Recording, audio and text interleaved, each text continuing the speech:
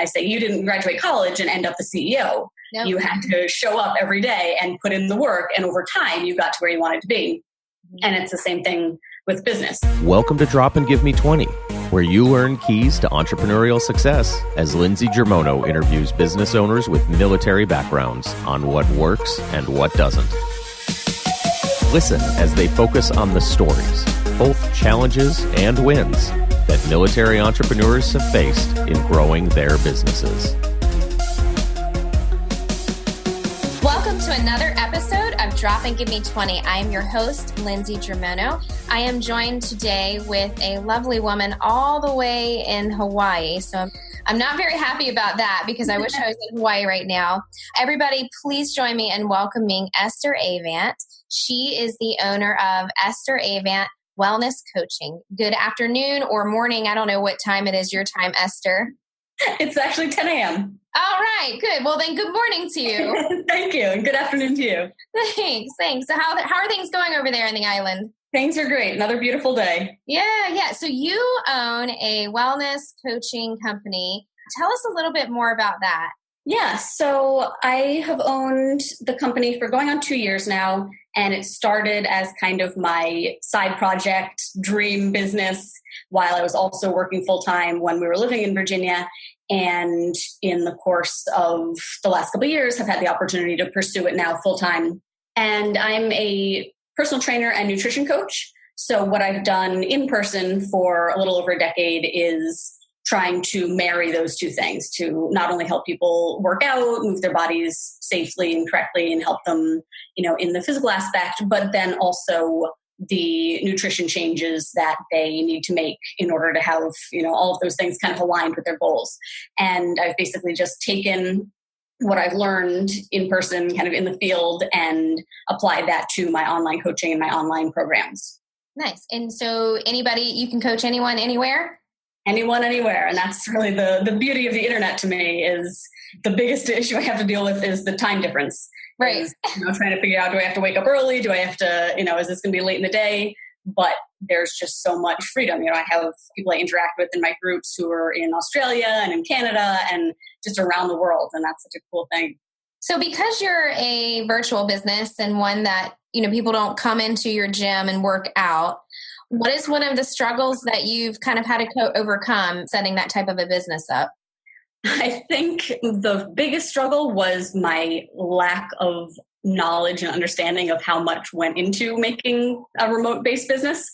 I feel like there's kind of all these success stories out there, and what you see is the recent success that to you feels like, oh, that person's doing it. That happened really fast. Like, I can do that.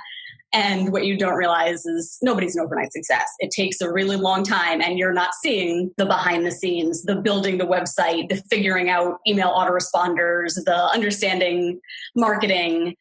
You're just seeing kind of the fruits of the labor. So I think the biggest lesson for me was having to adjust my expectations to, okay, you're not going to be, retiring in the next couple of years from this. You need to treat this seriously, and you need to just kind of put your head down and do the work that it's going to take to have that long-term success. It's funny because I feel the same way about when I see people who are physically fit. I'm like, oh, wow, it looks so easy. Right. Yep. But it's not. It's funny. That's actually something I remind myself of very frequently. Is to me, I've, since I was a teenager, I've been pretty active. I've really enjoyed going to the gym. Exercise for me is not a chore. And that's the easy part to me. So I always remind myself the daily work that you put in, the fact that you go to the gym every day, that you try to walk every day, and that you do these things, you're taking these small steps toward where you want to be with your fitness and what you want to look like. And business is no different. So I try to do the same thing with clients, to kind of liken it to something that comes easily to them. Mm-hmm. Is, if they're, say, a high power business person, I say, you didn't graduate college and end up the CEO. Nope. You had to show up every day and put in the work. And over time, you got to where you wanted to be. Mm-hmm. And it's the same thing with business, is you just kind of keep, waking up every day and trying to do something to make the business better. And, you hit those roadblocks and those hurdles that you're like, God, I feel like I'm taking 7 steps back for every one forward, but you just keep doing it. And then, it starts to come together, and you look back and you're like, all right, as compared to where I used to be, I've come a really long way. I might not be where I want to be yet, but I can at least look back and think like, okay, I can see the progress. Well, maybe we could do this. We should take before and after business pictures. So, how it is in fitness, you have like your before and after you've been, on a fitness regime for, 6 months or whatnot. I wish we could do that for our business and show people what it's really like. Yes. I was actually just having a conversation with a couple of my business accountability partners about that I just made some updates to my website. And I said, I wished I had like the snapshots in time of like my first site and all the changes it's gone through, because if you're ever feeling frustrated, that is such a great way to be like, okay, I've come a long way. I drew my logo on a bar napkin, so I can totally relate to that. And you're right, people don't see the behind the scenes, and I'm very open and transparent to what that looks like. I mean, I'm a night owl, so people know I'm up late and I'm working on my business. I work on it every day, and it sounds like you do the same. You are a military spouse, correct? Yes, my husband's in the Navy. Awesome. Well, thank you both for your service. So we have a lot of listeners that are also military spouse business owners or entrepreneurs. What piece of advice would you give them? Well, a couple things. Something we were just talking about a little bit ago is that being a military spouse can often feel like, I have a lot of hard things thrown at me. I have to pick up and move every few years. I'm starting over. I'm trying to reestablish my routines and my social life and all these things, get used to a new area. And it can be easy to lump job stuff in with that too. Right. And before I started my business, I would kind of think in the back of my mind of like, when I was working in a gym, like, okay, in a few years, I'm going to need to leave all these people behind and go somewhere new and find a new gym and build up another clientele.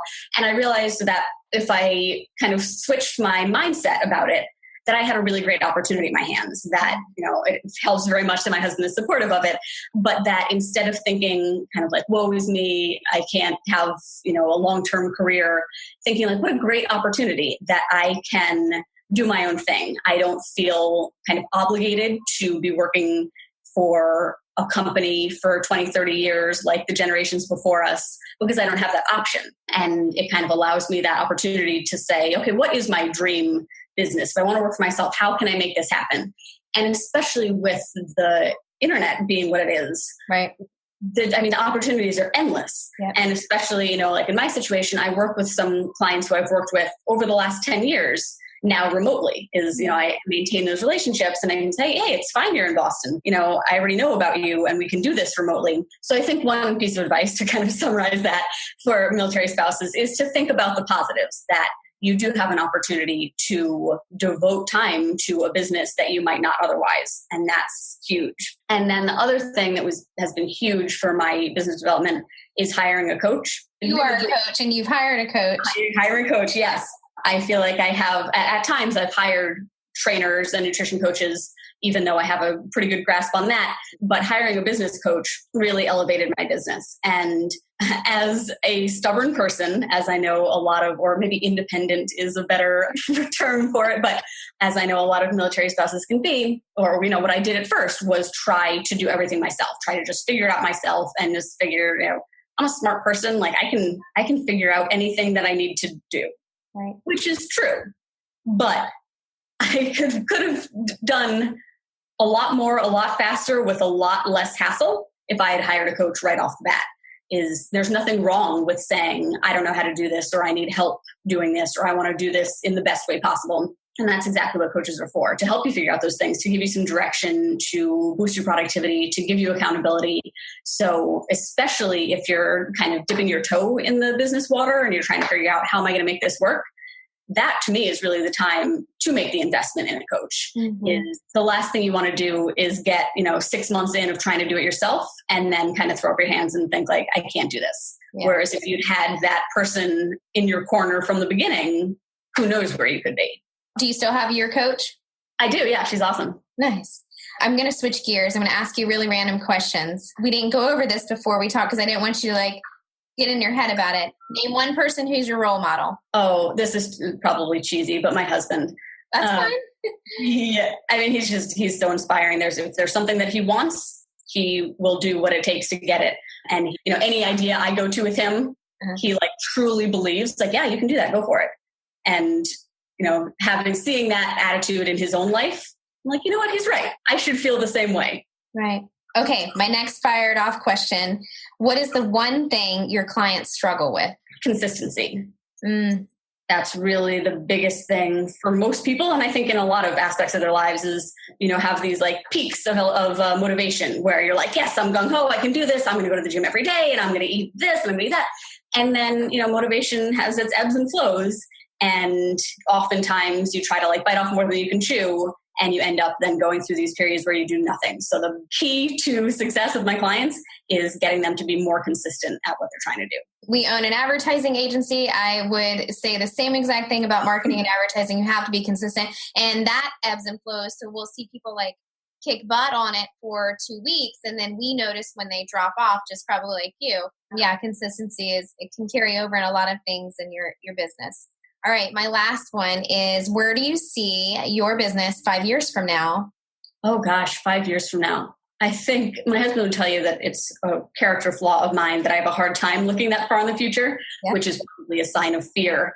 But if I'm being totally honest, in 5 years, I would like to be making a lot of money, enough money that if he wanted to get out of the military, that would be fine, that we could travel. If we have kids by then, that were, basically financial independence, that I have various streams of revenue that I'm still working one-on-one with sort of a higher tier client to have that relationship aspect, but that I also have options that I've built out for lower price sort of group options that, just I have a variety of products and services that I'm offering so that I can help as many people as possible.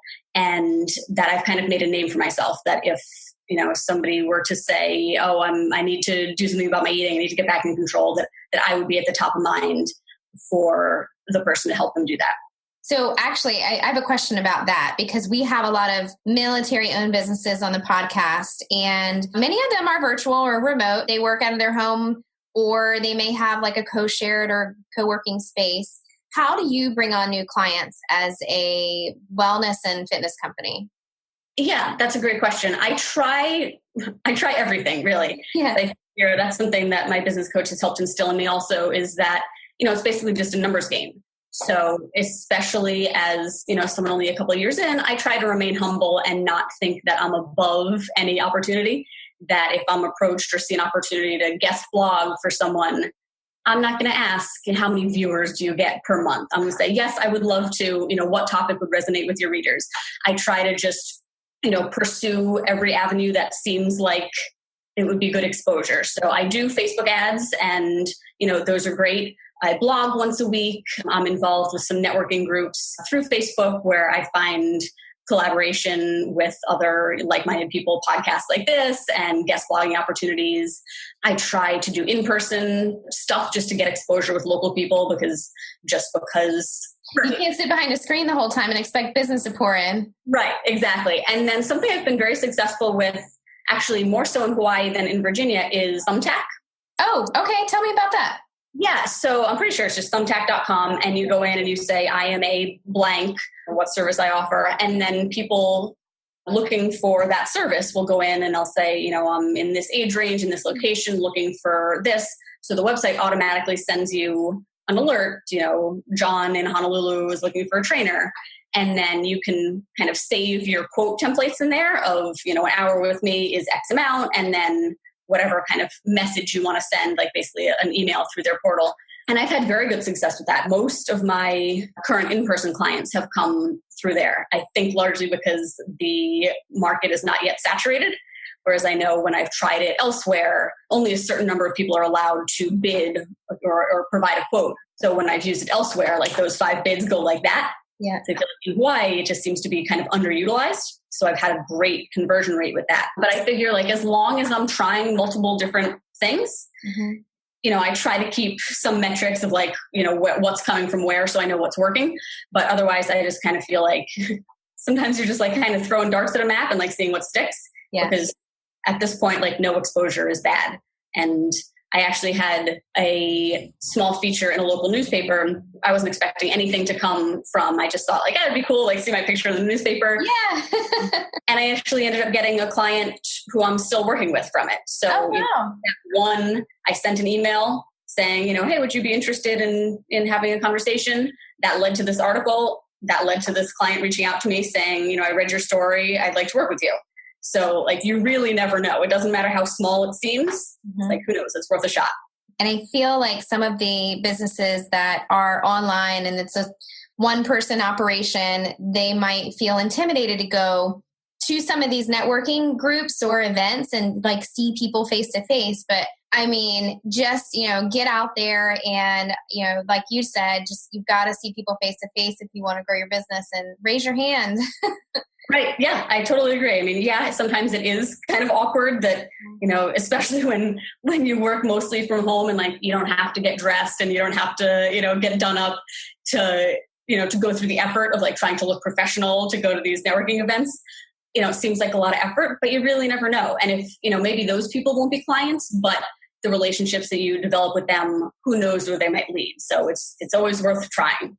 Esther, you have a great blog on your website. I was reading through it earlier. And actually, I want to compliment you. You have a very funny, on the About Me section of your website, and I can't say the word because it's a cuss word, and this is supposed to be like a clean podcast, but there's a cuss word on there, but I like the way that it's tastefully done, and in the manner of you like introducing yourself and your services. So you guys definitely have to go check that out. I won't be able to repeat it on the podcast, but you share a lot of really great nutrition tips. And I really enjoyed the one about like for meal planning, because like I do that and I get really discouraged, if I have a cheat meal or something, and then it's all back to square one. So I love all of your blogs and I read them, and I hope that those that are listening will pop on over to your website and read those as well.